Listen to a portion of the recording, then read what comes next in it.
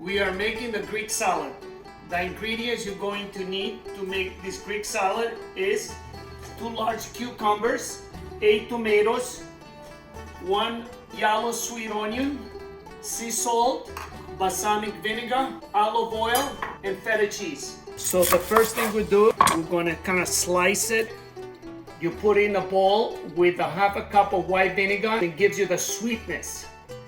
And you enjoy eating an onion. We need 8 tomatoes.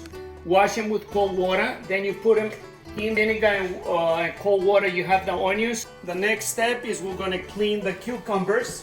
Some people they like it with a peel. I like it without the peel.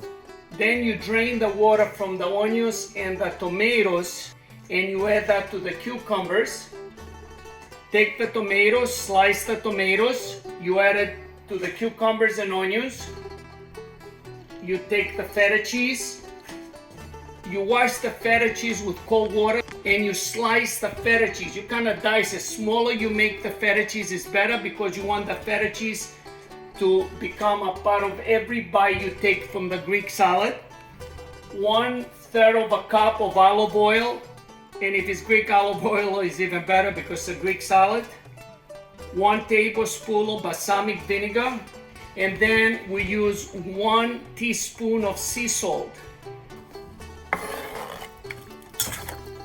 I want the feta cheese to go inside out the tomatoes, the onions.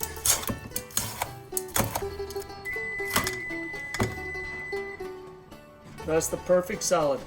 You see, every bite you take is you taste the feta, the tomato, the onion, you know, that freshness. So this is absolutely the best salad I've ever had. Thank you. Absolutely.